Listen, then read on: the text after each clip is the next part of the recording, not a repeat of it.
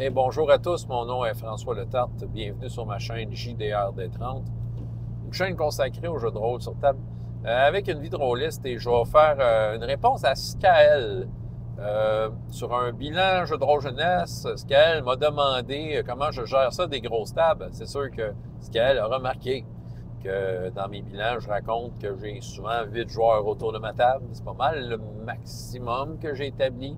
C'est beaucoup plus que ce que le monde veut. C'est à peu près le double que ce que le monde veut. 4 joueurs, c'est l'idéal. 5 joueurs, ça le fait, ça commence à faire du monde. 6 joueurs, oh, ça commence à être la limite psychologique. Et ce qu'elle me raconte qu'il a atteint, qu'il ou elle, en tout cas, a atteint cette limite-là. Puis, dans le fond, une table de 5 gars. Il y a une fille qui veut se joindre à la gang. J'aimerais ça l'embarquer. Ça ferait 6 joueurs. Oh, comment je vais gérer ça? Je le sais, ça commence à être plus de monde. Plus de monde veut dire moins de temps de jeu pour tout le monde. C'est bien normal. Ça le fait, tu sais, je vais vous dire sincèrement, c'est pas idéal, en effet. Mais ça le fait, je te dis, ça fait 4 ans là, que je fais ça, puis que je run des tables de ce grosseur-là. Puis, je sens qu'on fait de grandes aventures et qu'il y a de grandes mémoires de choses et de hauts faits atteints. On réussit à faire des choses, OK? On réussit vraiment à faire des choses. Puis, je vois qu'il y a des joueurs de contents, donc je dois faire ça comme il faut. Donc, je vais partager un peu comment je fais ça. Comme je dis, moi, c'est un travail en constante évolution, là. Je suis conscient que j'ai sûrement encore des choses à découvrir. Bon, la première des choses, c'est c'est évidemment d'être très à l'écoute. Les plus bavards, tes notes, mais tu essaies de voir les autres qui n'ont rien fait. Tu essaies de t'en rappeler. Moi, ce que j'ai fait, je me suis fait des cartes avec le nom des personnages dessus. Puis, un peu comme Magic, quand un joueur a joué, je vais la carte de côté. C'est un aide-mémoire pour dire, OK, lui, il a fait de quoi, c'est ça. Je ne le gère pas parfaitement tout le temps. Mais ça permet de gérer ça. Qui a parlé, qui n'a pas parlé dans un combat, qui a agi, qui n'a pas agi. Aussi, si le groupe se sépare, ces cartes-là me permettent je rassemble ensemble les cartes des différents petits groupes.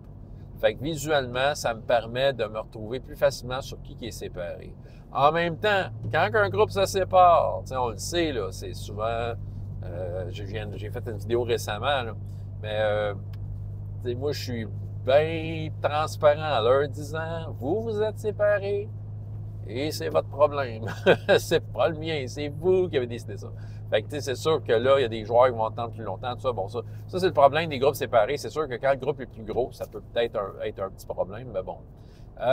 Il y a ça. J'ai un peu cette gestion-là d'être bien à l'écoute des joueurs, puis d'essayer de relancer des joueurs, de donner carrément la balle à des joueurs que je sens qui n'ont rien fait. Qu'est-ce que t'en penses, toi? Qu'est-ce que tu as envie de faire? Le mettre un peu à l'avant de la scène pour qu'il puisse faire de quoi? Parce qu'il y en a que des fois, ils prennent peut-être pas autant les devants. Dans un groupe de 4, ils ne prendraient pas les devants. Fait que dans un groupe de 8, c'est encore pire. Fait que tu t'assures que, d'essayer que tout le monde ait joué.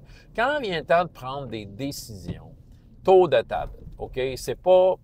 Il faut essayer d'éviter le joueur dit ce qu'il fait, puis on résout son truc tout de suite. Le tour de table, c'est assez winner. Parce que des fois, les joueurs ont vraiment des visions différentes. Faut faire ça pour que les joueurs essayent de s'écouter, okay, entre eux autres. Et toi, en tant que meneur de jeu, tu décides dans quel ordre va se déployer certaines affaires, OK? Tu peux avoir cette gestion-là. Moi, je trouve que c'est très, très bien. C'est pas pour pas tout le temps, mais il y a des fois où tu sais qu'il y a comme tu sais qu'il y a une décision à prendre pour la suite, tour de table. C'est pas au plus bavard à décider, parce que oui, il y en a des plus bavards que d'autres.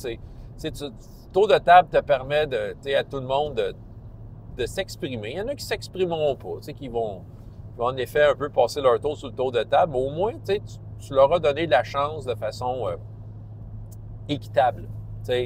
Toi, qu'est-ce que tu en penses? Qu'est-ce que tu as envie de faire? Je sais pas, je te reviens. Tu fais le tour des autres, tu reviens à la fin, tu veux avoir son opinion. Des fois, il va le dire, je vais faire comme lui, c'est ça, ils vont se suivre. Donc, c'est ça. Fait que tour de table, c'est correct de faire pause, puis de tour de table, comment ça marche, puis tout ça. Comment qu'on gère des gros groupes? Ben écoute, moi j'ai ma façon de faire l'initiative. Si tu as suivi mes autres vidéos, j'en parle. J'en ai parlé une couple de fois. J'en parlerai pas là. Si tu veux le savoir, je vais essayer de t'amener vers des vidéos où j'en parle. Mais moi j'ai une façon de faire l'initiative inspirée du grand. Mais si tu as un jeu à la donjon, veut dire, s'il y a beaucoup de monde, c'est lourd. Là, veut dire, ça fait que le monde attend plus longtemps. Veut dire, c'est mathématique. On s'entend, tu ne peux pas changer les lois de la physique avec cette initiative-là. C'est long. Fait que, tu sais, ça prend des moments où les joueurs vont se parler et c'est encore plus important à 8. C'est important que les communications soient là. Parlant de communication, justement, ça peut devenir très chaotique. Faut que tu deviennes comme l'agent de la circulation de la parole.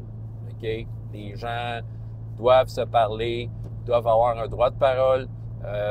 Faut que tu sois très à l'affût parce que tu peux en échapper. Moi, des fois, j'en échappe. J'ai eu des commentaires de joueurs qui disaient « Ouais, il me semble que le monde m'écoutait peur. » Ben, ça, je ne l'ai pas vu. C'est ça qui arrive. Les plus bavards, souvent, ils vont t'accrocher. Ils ont le don de détourner ton attention parce qu'ils te posent des questions, des fois pas rapport. Là, quand est-ce qu'on va acheter des objets magiques en plein milieu d'un combat? Là, c'est ça. Fait que, ça détourne l'attention. Ben oui, il faut que tu sois l'agent de la circulation. Fait que, dans le fond, c'est toi de dire, OK, attendez un peu, là. J'essaie d'écouter lui, là. C'est ça. Faut que tu sois proactif. Ça prend de la proactivité pour gérer la circulation au niveau de ça. Moi, je pense que c'est les trucs que j'ai. C'est un peu l'attitude que j'ai quand j'amène ça autour de la table. Puis, c'est de faire en sorte que d'assumer que vous êtes un gros groupe, puis c'est ça, vous allez avoir moins de temps de jeu, ça ne veut pas dire que c'est moins de qualité, puis d'inviter les joueurs à s'intéresser aux autres. C'est pas parce que c'est pas ton tour que c'est pas intéressant ce qui se passe. En fait, c'est supposé être intéressant, tu es supposé être attentif à tout ce que tout le monde fait, là, tu es dans le même film qu'eux autres. Ouais, ben c'est pas mal ça que je vais vous raconter. Donc, je sais pas si ça répond à ta question. Là, je suis allé un peu spontanément ce qui me venait pour gérer bien du monde autour de table. François Letarte, JDR D30, et jusqu'à la prochaine fois, il y a autant de plaisir dans la vie, dans les jeux. Au revoir.